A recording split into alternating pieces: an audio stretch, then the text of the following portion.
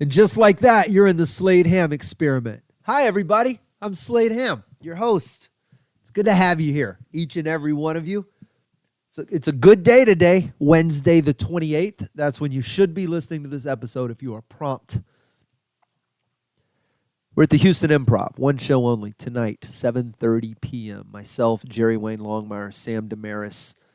It's going to be a monster. That's all I know how to tell you. Tickets available at improvtx.com, or you can go to sladeham.com for tickets. I'm excited about that. I'm excited about you guys being here. I'm forced to tell you to press the little subscribe button at the very bottom. It's the most inane thing I've ever had to do. I feel absolutely ridiculous telling you to do that, but that's how the internet works, and I have to be a prancing monkey before I can be a funny guy. So jump on that, will you? And a big hello to all of you that have found me through YouTube Shorts and who found me from Fort Worth and who found me. I don't know where you're coming from. I'm hiding as much as I can, and you're still showing up. So I am appreciative. I've got coffee. I'm ready for the show. I'm ready for Pestilence season. I don't know if you're prepared yet. Have you gotten your Pestilence gear? If you don't know what I'm talking about, catch up. It's the last Horseman of the apocalypse. I don't know if you're biblically up to speed, but I believe there's 4 of them. The Horsemen have met their match in America.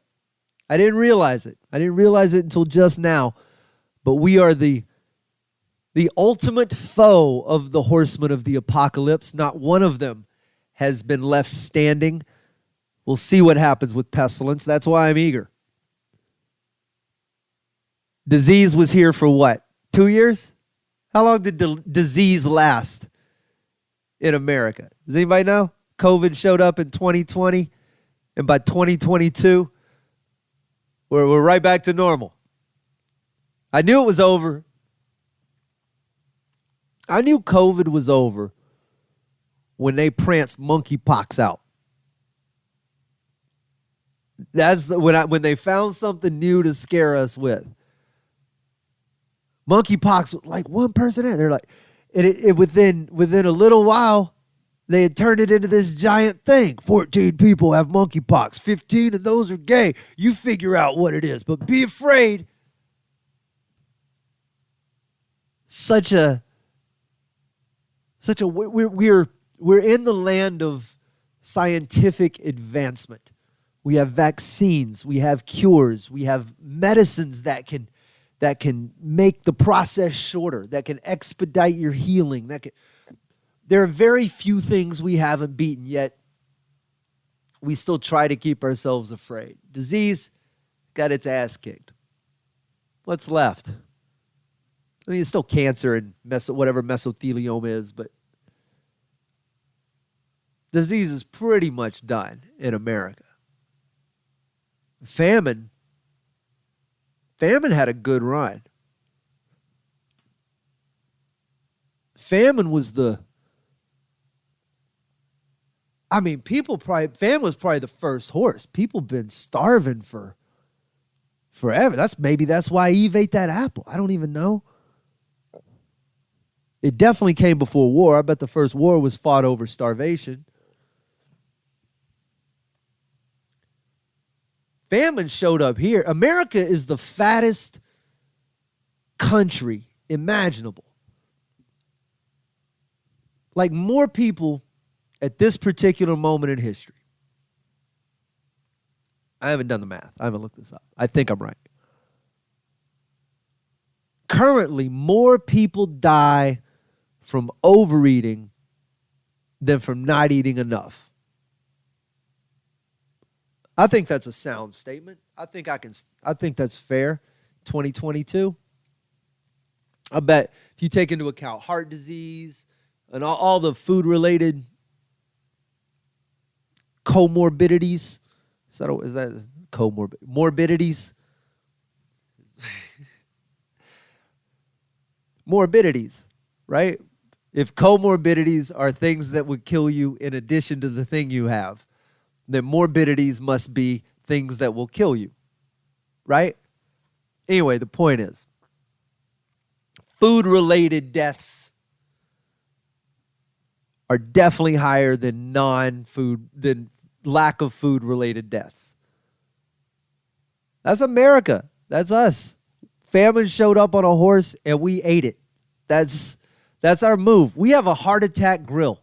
If you go to Las Vegas, Nevada, and you go to Fremont Street, there is a heart attack grill there where if you're over 350 pounds, they will kill you. You eat for free. Come on in. They'll pop you like a needle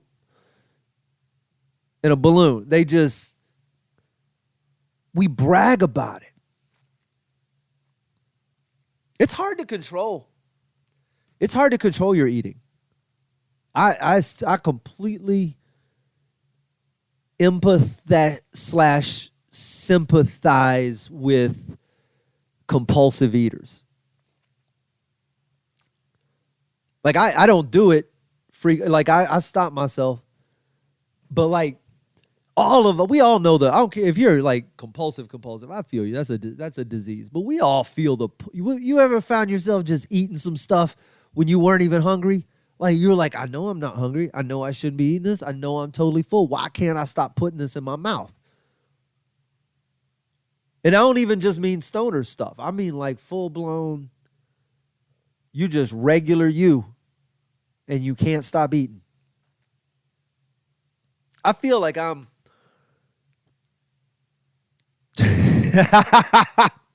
all right, small pause while explaining how my brain works.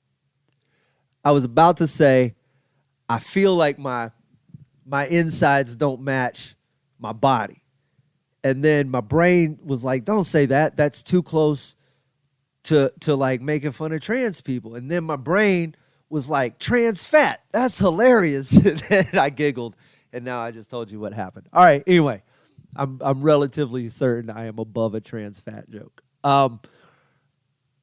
But I think inner me is way fatter than outer me. I got it under control now. Like I exercise now. I don't eat many times that I want to shove stuff in my fat, stupid face. But you gotta steer wrestle that into submission, right? So now I'm good. I'm like right now I'm low 160s, which is fighting weight for me. But I was just shy of 200. I got up to 190 something at one point.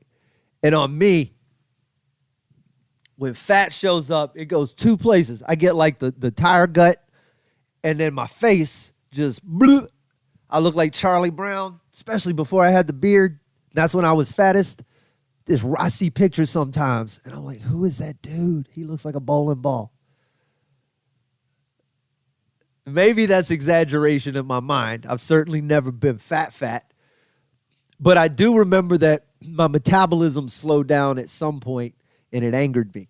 Because right between 2008, around 2009, late 2008, 2009, I always correlate it with me quitting smoking. But I did not start eating more when I quit smoking. I think it just, smoking sped my metabolism up, maybe? I don't know. Not a scientist. I used to go to trivia night. Me and a bunch of comics. Rob Mungle, Diane Cups, bunch of issues, Kristen Leonard. We'd all go down to the Harp, this little bar in Houston when I first moved here. And I was still smoking at the time. And it would be free pizza night. And I was so broke back then. Like I was living in this shitty apartment. I didn't have any money. So free pizza night, like $5 to play trivia, but I could eat all the pizza I wanted. Not really all that I wanted because other people wanted some too, but I was a glutton. So I'd go up and I'd get like 2 pieces before it started. And then I'd tell Rob, hey man, get an extra piece while you're up there. And I'd tell Kristen, hey, get an extra piece while you're up there. And then I'd go get back in line and get 3 more pieces. So I would eat these whole pizzas with impunity and nothing. Then I'd get Whataburger on the way home. Yeah, good luck, famine. We sold your horse to an Italian restaurant. Sally Struthers tried, and she was the last one with the little kids in Ethiopia. For the price of a cup of coffee a day, you can feed one of these. And then the kid would just have a fly, like, crawl out of his ear or something. They would zoom in on it. You're like, bro, knock that fly off that kid. So you just gonna sit there with the camera like that? So exploitative. Then I went to Ethiopia and realized how beautiful it was and how bullshit some of these commercials were. And yeah, there's starving people there, but it's not. Anyway, don't get me started on all that. Point is, famine didn't have a chance. That leaves us with war.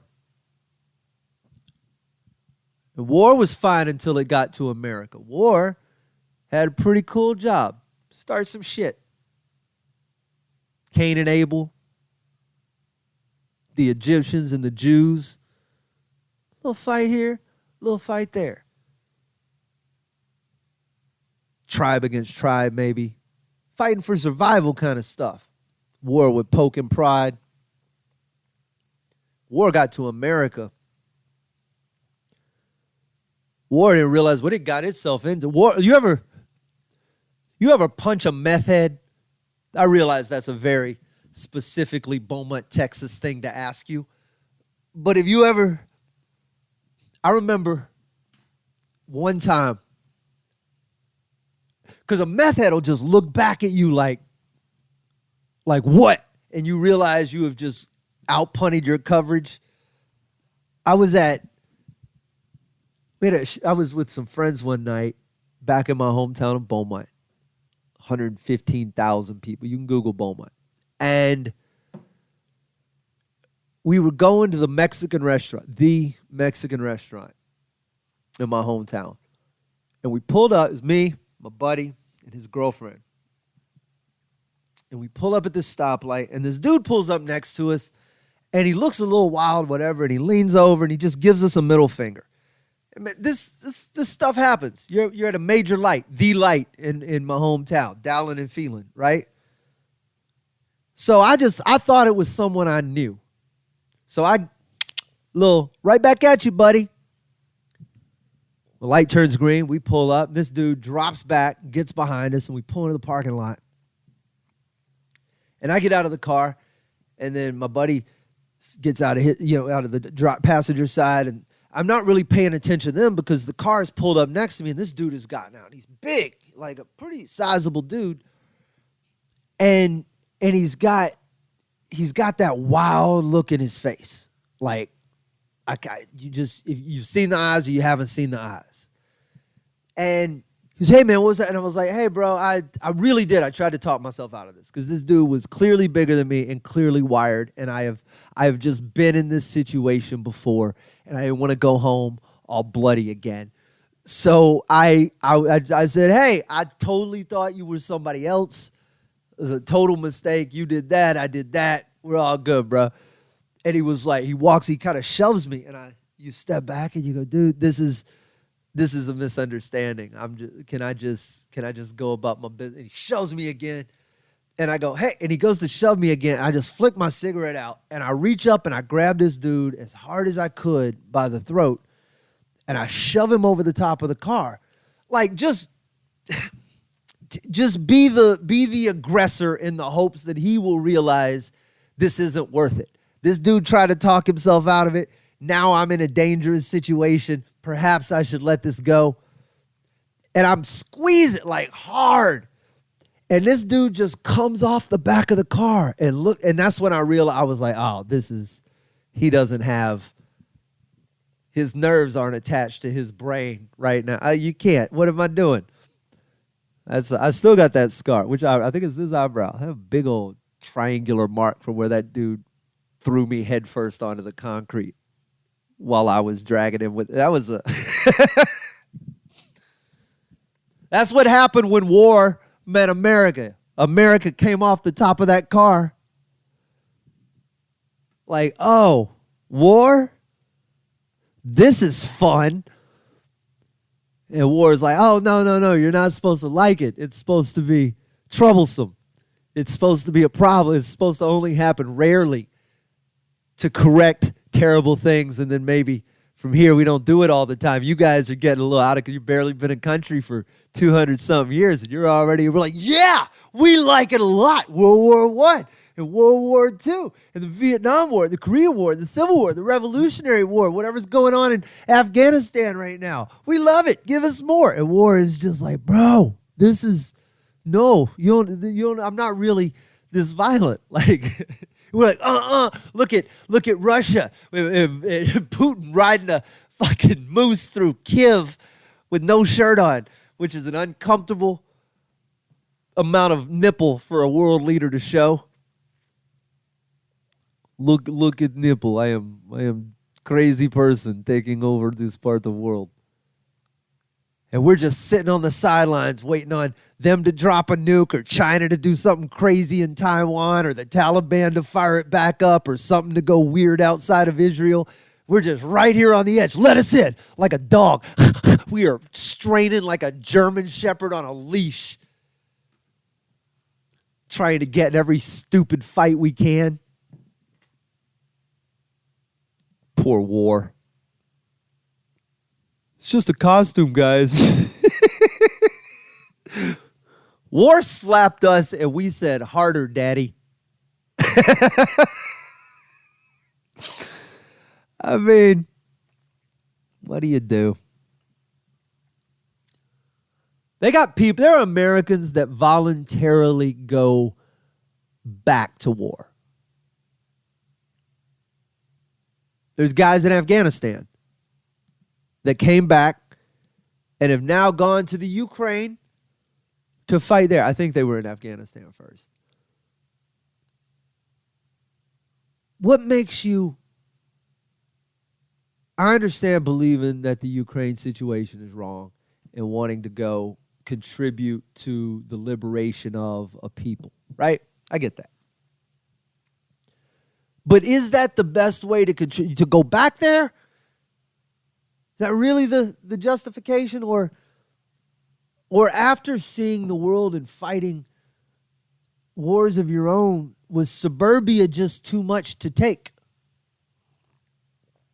Did those guys go, was it a Starbucks that sent them over the top, do you think? Some brainless girl, can I misspell your name on a cup of Mocha Loca Choca cloud-based chocolate caramel syrup frothed a frappuccino? And this hero, this warrior who's been overseas fighting for our freedom, is just standing there looking at her like, I could sever every artery in your neck with this paper straw you're making me drink out of.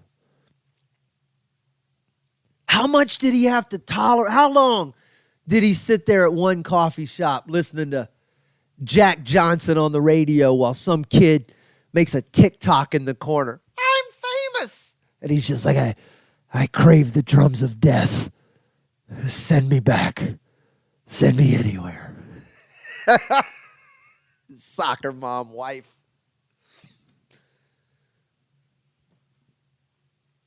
That's why I'm ready for Pestilence season. I think I'm geared up. I'm prepared. It's the only one left. I tried to Google it. I'm not sure what it is. I think it's flies and shit. The internet makes it hard to figure anything out. The actual answer you're looking for is so far away from your ability to search for it because you've got to parse through the ads and the popular articles and I start on page 6 of Google.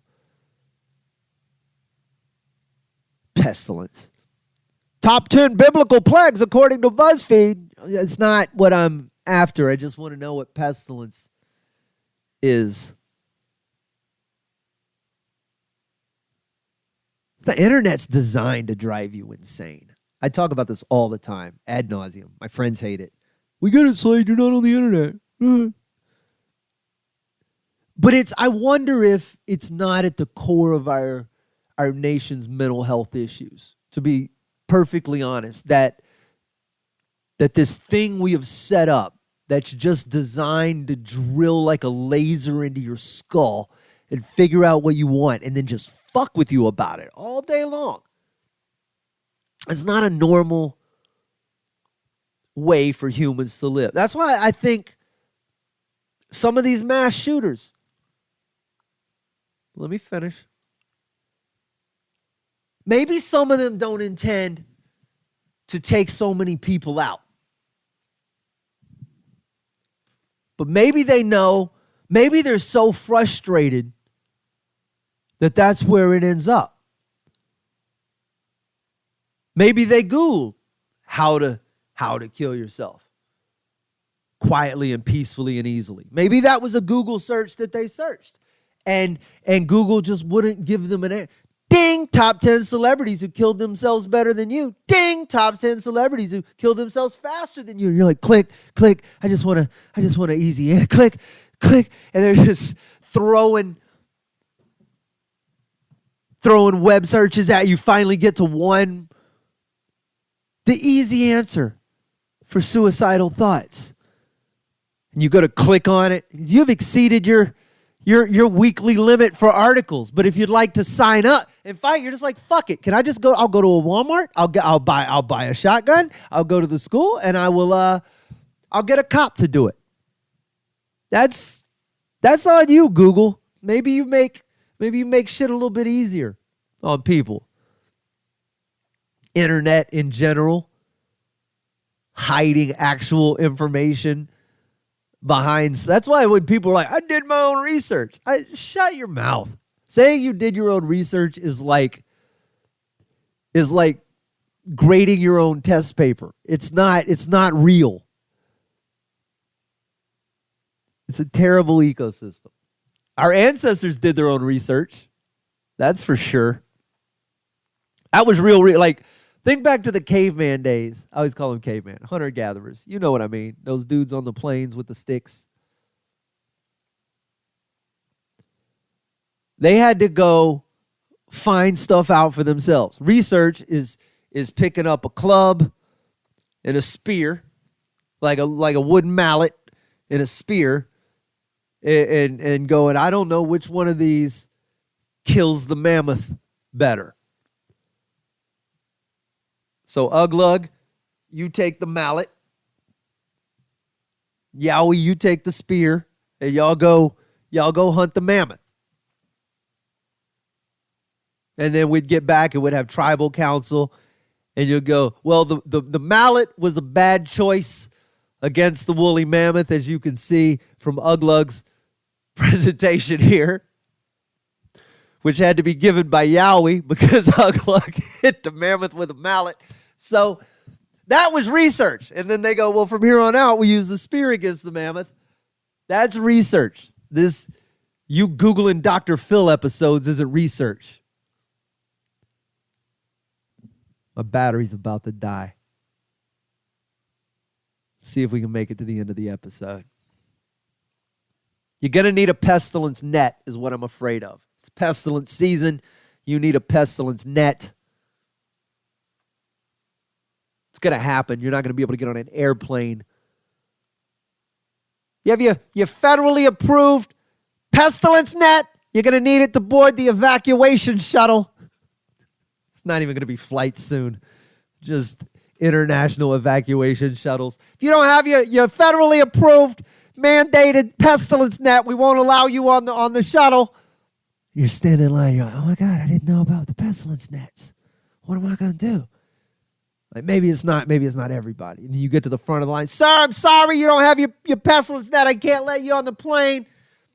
The flies around you. It's, you know the rules. And I'm like, oh yeah, no, it's cool. But I brought my zapper racket. It's like the same thing but different. It'll get the job. No, sir. You're gonna need a net. It's not about keeping other people's flies off of you. It's about keeping your flies off of other people, sir. Give me my pestilence net. It's the last horse. We've done well, America. I've got a show this weekend. Come see me. September 28th. It's not this weekend. It's tonight. It's Wednesday. Wednesday sounds like weekend if you say it slow. Then it breaks down. Come see me, 7:30 p.m. along with Jerry Wayne Longmire and Sam Demaris. If you feel obliged to, you can click the subscribe button, and I will appreciate it greatly. I know I dodged the horse of death. I know that's a horse, but nobody wants to talk about that. And mercifully, I am out of time, so I don't get to dig into it. I don't know. We'll just leave it there. I hope I don't get reincarnated because all the good people have been taken. Everybody came back as a king or Cleopatra. So many Cleopatras. That bitch has come back like 1,000 times. I'm afraid I'm going to get stuck like being a basis for Nickelback on the next go-round or something. I just don't want to, you know what I mean? I'm going to be a peasant. It's going to suck. I definitely don't want to be a ghost. Mainly because I don't think I want to wear the clothes. You're just stuck where, why are there no 80s or 90s ghosts? Why are there no ghosts in combat boots and cargo shorts with long hair or skids? You know what I mean? Those old pajama pants with the neon glasses from the 80s. I want to see a ghost in some Agassiz. Anyway, the battery got me. That's the little blip you just saw, which means I'm out of time. I'm out of thoughts. It's probably good. I was getting into the dark conversation about death anyway, and who wants to talk about that, right?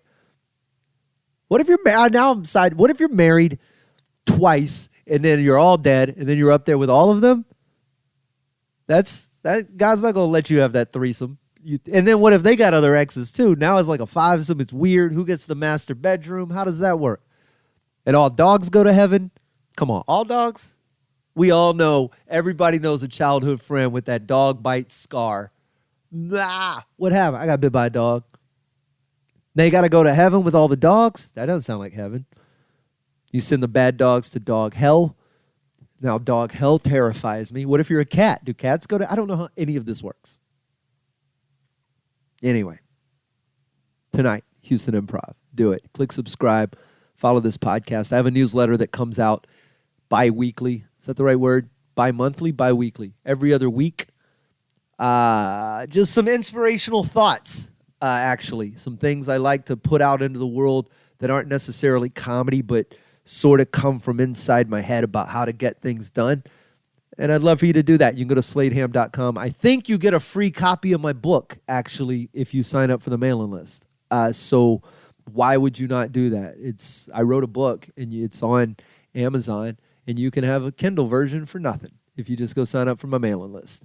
And mainly, though, stick around here. Buy tickets if I come play anywhere near you. Canada, you're coming up very soon, October 18th through the 30th, back-to-back, Toronto, then Ottawa. Then I'll be back here for Halloween, and we're going to figure things out. You guys are the best, as always. Thank you for hanging out with me on the Slade Ham Experiment. I'm going to slurp. Listen.